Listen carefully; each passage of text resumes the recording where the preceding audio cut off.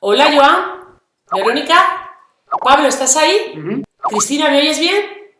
Venga, pues vamos a empezar. Como expertos en comunicación política, ¿creéis que el gobierno ha explicado todos los porqués de esta crisis originada por el coronavirus? No, y creo que esto es uno de los fallos más importantes de la comunicación del gobierno. Es muy importante que los ciudadanos entendamos el porqué, entendamos los criterios de las decisiones que se están asumiendo. ¿Por qué? Porque no es lo mismo obedecer porque confías en la autoridad de una persona. ¿Por qué? Porque en el momento que esa confianza se quiebra, la obediencia, podemos decir, también disminuye. Yo creo que están haciendo un esfuerzo enorme el gobierno de poder dar toda la información que, como en todas las crisis, es la información relevante para que estemos lo suficientemente preocupados sin llegar a estar lo suficientemente alarmados como para que podamos cumplir las normas que ahora mismo el gobierno necesita que cumplamos. Tengo la impresión de que, sobre todo desde que se decretó el estado de alarma, la comunicación en ese sentido, sobre todo por lo que toca a los canales entre administraciones y muy especialmente la comunicación al gran público, ha funcionado bien. La gente ha sido bastante receptiva y ha comprendido bien las razones de la distancia social que tenemos que mantener para intentar controlar la propagación del virus. ¿Ha sido un acierto o un error ceder parte de la comunicación a expertos? Yo creo que el mayor acierto ha sido el poner la ciencia y el conocimiento en el centro de todas las acciones, tanto de las decisiones como de la comunicación.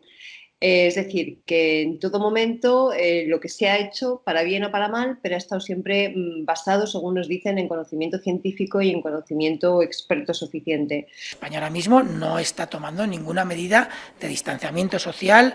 Relajar las medidas antes de tiempo implicaría volver a empezar. Considero que dejar toda la responsabilidad de un gobierno en un criterio técnico es darle una responsabilidad que no tiene el técnico y de alguna manera evitar, ¿no?, asumir qué papel te corresponde en esta crisis. Porque sí que es cierto que hay criterios técnicos, pero luego tiene que haber un criterio político que aúna todos esos criterios y que asuma en primera persona la responsabilidad de cómo se tiene que gestionar. Mira, los manuales lo que dicen es que cuando hay este tipo de situaciones, lo que sobran son los políticos. Lo que hacen falta son lo que el manual se llama las batas blancas. Hay que recortar presencia comunicativa de los políticos y no de los expertos. Transmite confianza el saber que hay especialistas que se están encargando de esta cuestión y, por lo tanto, no son rostros que puedan invitar a una, digámoslo así, identificación partidista a favor o en contra de las propias medidas. Eso yo creo que es un acierto y que se está haciendo en la mayoría de países en este sentido. ¿Están siendo las comparecencias del presidente del gobierno igual de acertadas todas en el fondo y en la forma? A mí, ¿qué me gustaría? Lo que ocurre es que esto es una cuestión muy técnica. Me da la impresión que con tanta sobreinformación el papel del presidente del gobierno debiera de estar un poquito más resguardado. Quizá el presidente del gobierno no tendría que sobreexponerse tanto.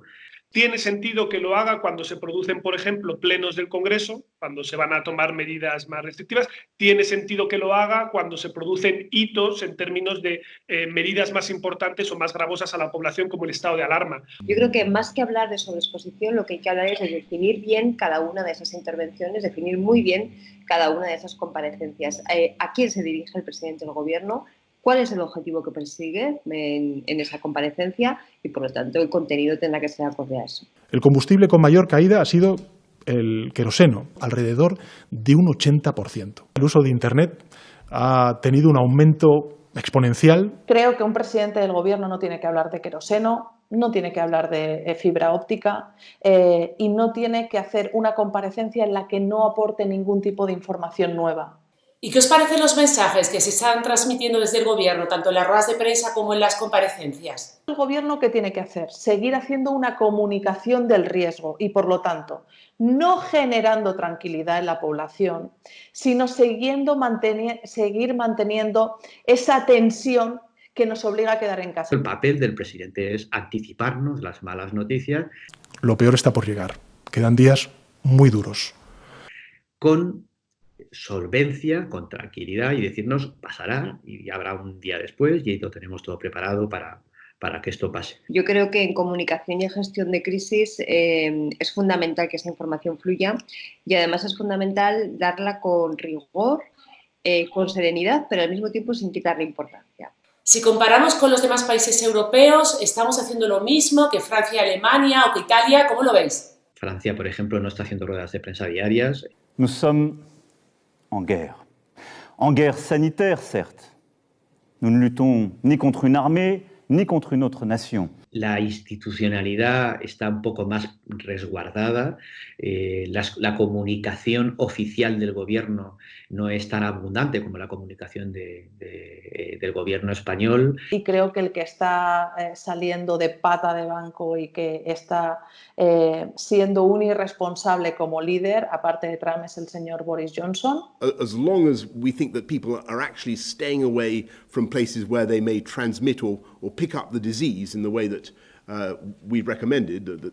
Donde absolutamente eslavazado, con ese estilo habitual, ¿no?, de despreocupación, está enviando mensajes que son muy contradictorios. Lo han hecho mejor que nosotros, por ejemplo, es Italia o, por ejemplo, algo menos Alemania, pero sobre todo Italia. La decisione assunta dal governo è quella di chiudere nell'intero territorio nazionale ogni attività produttiva que no sea estrictamente necesaria. Nehmen Sie es auch ernst.